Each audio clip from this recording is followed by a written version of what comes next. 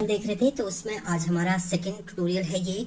इसमें हम लोग देखेंगे characteristics and application of DBMS. Characteristic देखेंगे इसके, या फीचर भी बोल सकते हैं कि कैसे फीचर क्या होते हैं डेटाबेसेस के, तो वो हम लोग देखेंगे। एंड उसके बाद इसके एप्लीकेशन देखेंगे कहाँ कहाँ पर आप डीबीएमएस को यूज कर सकते हैं। सो फर्स्ट है characteristic of DBMS.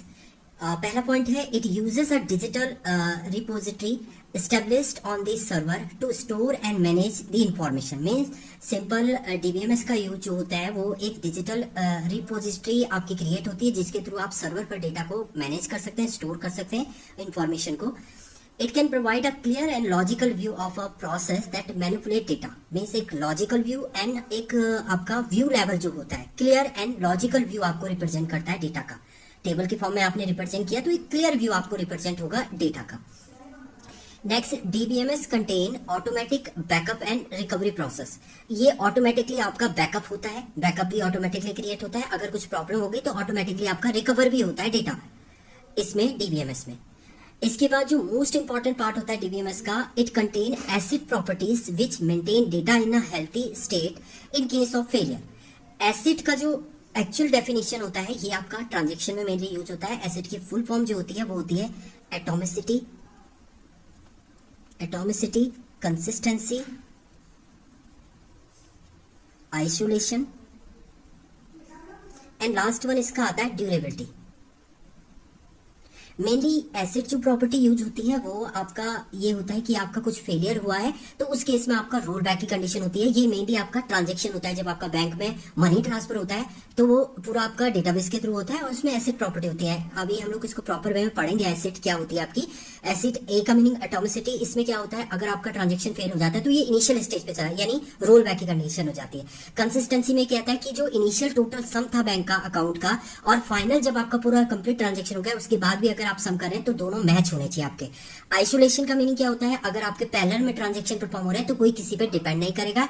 And durability होता है ड्यूरेशन ऑफ टाइम। ये आपने देखा भी होगा जब आप एटीएम पे मनी निकालते हैं तो आपको टाइम मिलता है, कितने टाइम के अंदर आपका प्रोसेस कंप्लीट हो जाना है तब आपका जो मनी है वो आपको मिलेगा।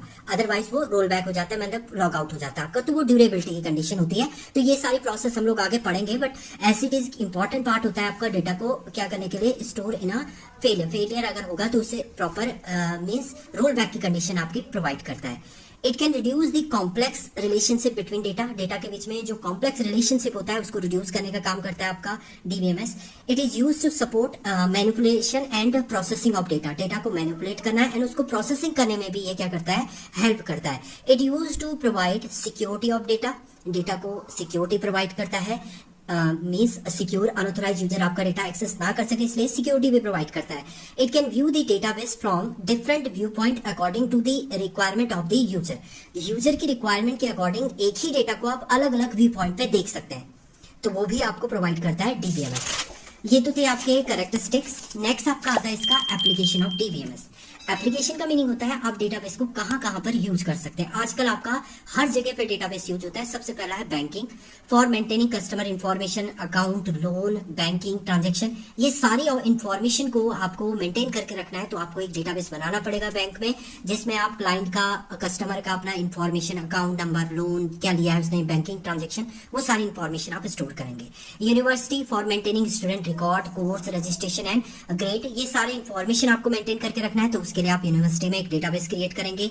रेलवे रिजर्वेशन, किसी ने रिजर्वेशन किया है तो उसका अवेलेबिलिटी आप चेक करेंगे, आप ट्रेन टिकट एंड उसका ऑथोराइज यूजर है या नहीं है, उसका सारी कंडीशन आप चेक करेंगे थ्रू डेटाबेस के थ्रू, वो भी आपका होता है।